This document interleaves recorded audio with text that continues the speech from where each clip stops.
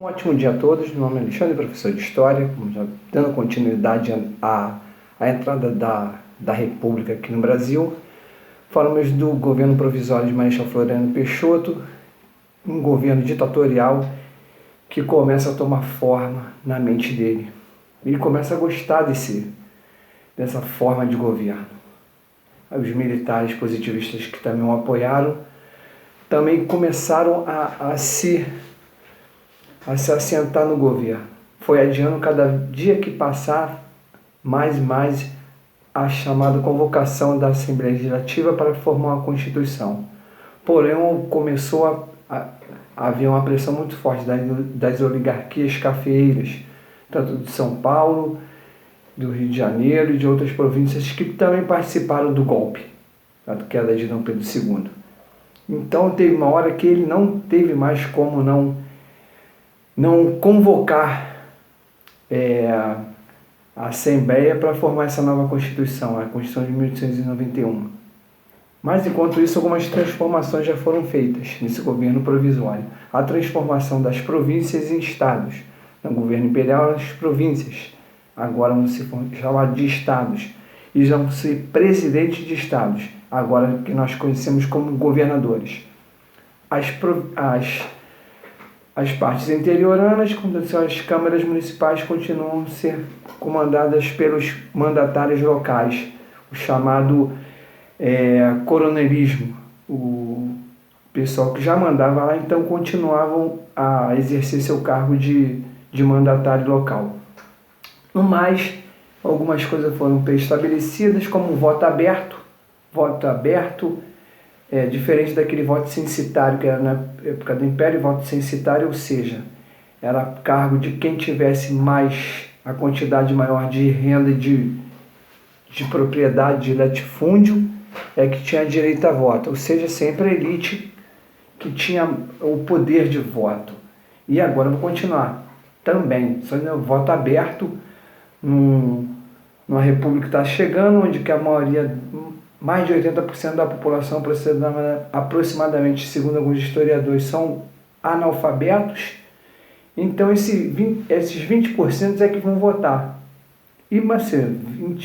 Esses 20% vão votar, ou seja, numa condição, são 21 anos, acima de 21 anos. Quem vão ficar de fora dessas eleições?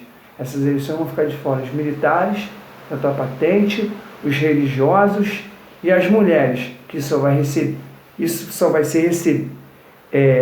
vai ser reaberta essa discussão lá no governo de Getúlio Vargas, lá na década de 30, como nós vamos ver mais adiante.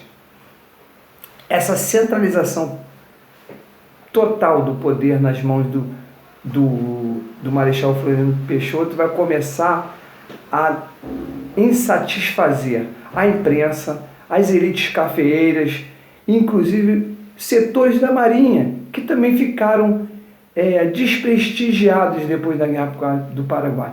Tudo era o exército, E a Marinha, como é que fica? A Marinha também já existia. A Marinha também estava querendo um espaço nesse cenário que está se dando.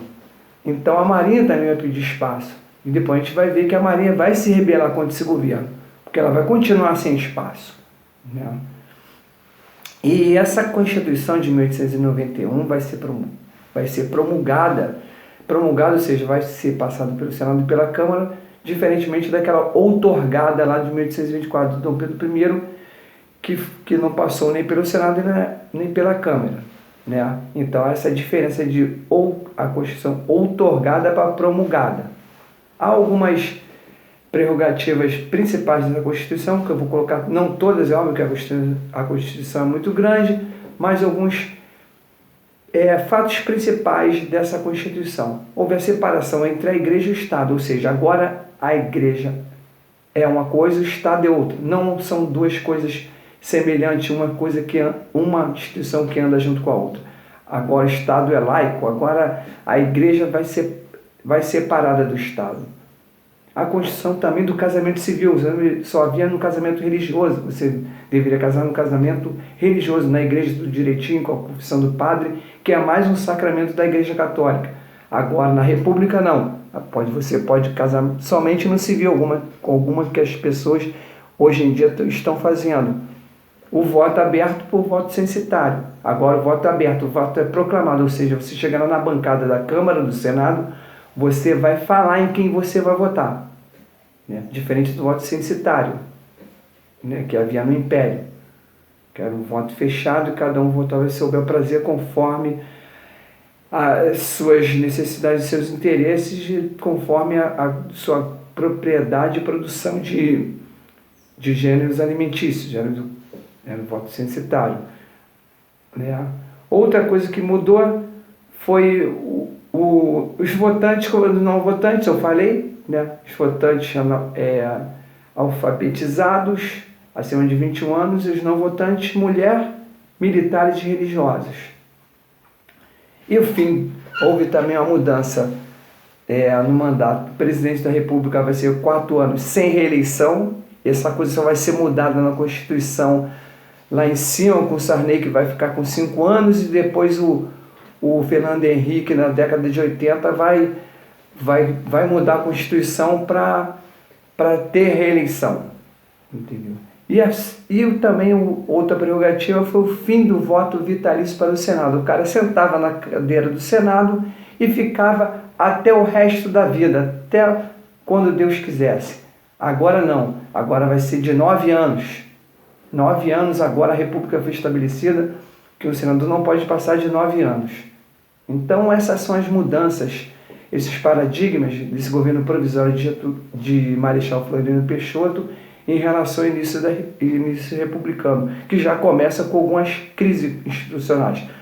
As oligarquias cafeiras querendo seu espaço político, a imprensa insatisfeita com o poder centralizado autoritário na mão do Marechal Floriano Peixoto, a Marinha descontente que não está angariando, está sendo excluída desse processo, está sendo desprestigiada porque era só o exército, e começa a nossa república nesse governo de Marechal Deodoro da Fonseca com essas alternâncias, né? Com esses eventos de insatisfação entre vários setores.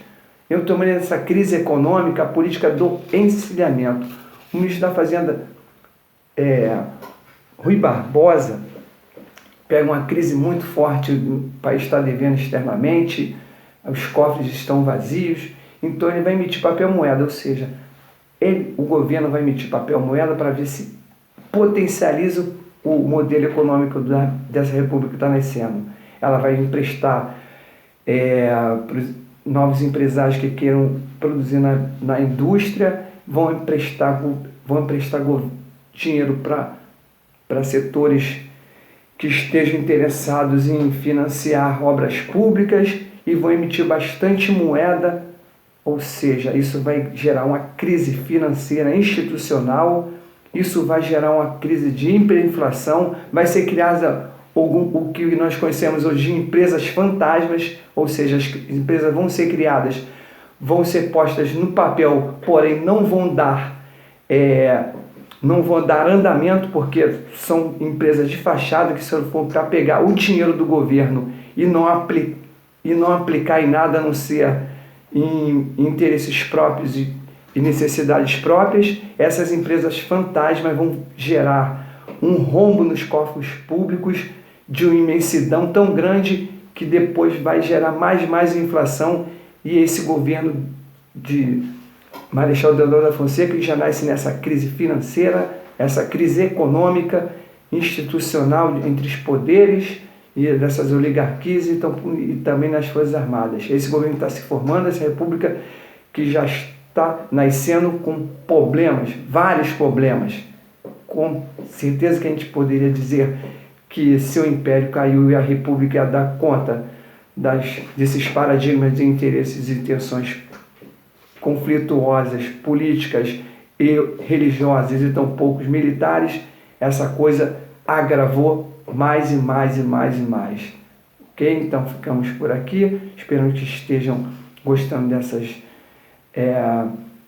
desses vídeos, e portanto que vocês façam perguntas, que vocês, se tiverem algumas dúvidas, façam as devidas perguntas correspondentes. Muito obrigado a todos, um bom dia.